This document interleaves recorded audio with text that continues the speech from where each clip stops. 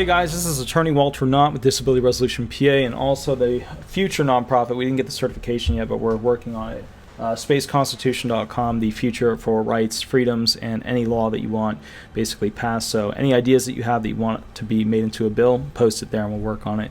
The bottom line is this. At the end of the day, I just wanted to go through something that's happening in the Social Security disability marketplace with attorneys. When we do this stuff, we look at basically our business and we say, okay, well, how many claimants that we have are SSDI claimants, likely to be SSDI? How many claimants do we have that are likely to be SSI claimants?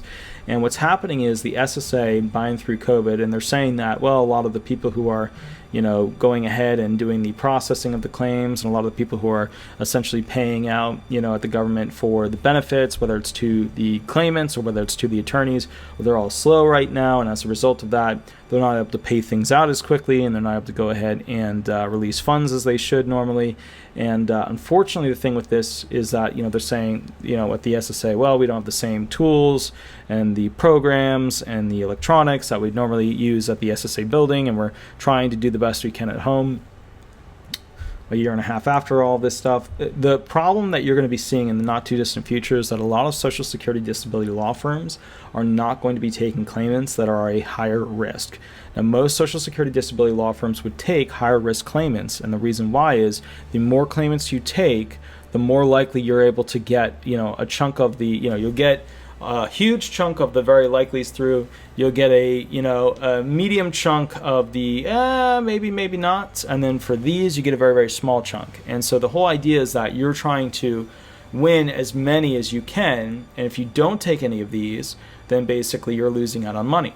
That's why when people would go like, oh yeah, I heard this great question online about asking disability attorneys what their approval rate is for getting claimants through. And that's actually the dumbest question you could ask a disability attorney, because they take really likely ones, which means that their percent passage rate is almost at 100.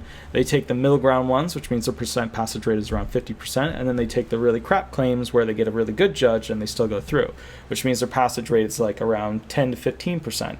These are the ones that normally wouldn't go through, but they did because there was some aspect of it that the judge liked, or was an easier judge to get through, which with a higher percent passage rate. So you go, well, why don't you have a 98% passage rate? Well, that's because disability attorneys take this group, and these. However, going forward, disability attorneys are less likely to take this group of people, and the reason why is that there's very little wiggle room going on right now. The program is becoming much more aggressive when it comes to denials. The program is becoming much more aggressive to people who are under 50 years old. The program is becoming much more aggressive to those who have mental impairments and musculoskeletal impairments. Unfortunately, a lot of these things started during the Trump era, at the very end of the Trump era, and they are continuing very strongly to become very restrictive into the Biden era. And I don't see Biden doing a lot of the things that he promised. But with that said, Biden does have the SSI Restoration Act and the Social Security 2100 Act that he can go ahead and change all that. So the cards are on the table to change it, but we're not hearing about it in the news. We're not hearing about it from the people that are at the very top of the echelon of politics. So that does concern me a little bit, but he did promise he was going to do these things. Now, as a politician, he has to weigh when he's going to push these things through and start talking about them so that they can be passed. And the reason why is that, these things cost a lot of money. They cost a lot of money to increase benefits. And right now it seems like the agenda of the current political system is about not so much disabled people, more so about immigrants to the country. And I'll let you have your own political belief on that, whichever way you want to lean. But the bottom line is it takes money to do the SSI Restoration Act. It takes money to do the Social Security 2100 Act. It takes a lot of money to do those, but if the country doesn't have money to do those this year, maybe next year, we'll see what happens. But the bottom line is Congress is about to come back into session. Let's help the American people, right?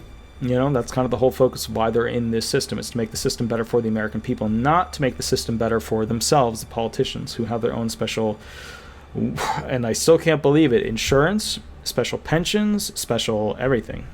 They have all kinds of special stuff, security, all that stuff. Anyways, the point is, I just want to make you aware that disability firms are going to be less likely to take certain types of claimants. They fit into, for example, the SSI category, young individuals, particularly tough claims to win because they're tough to prove.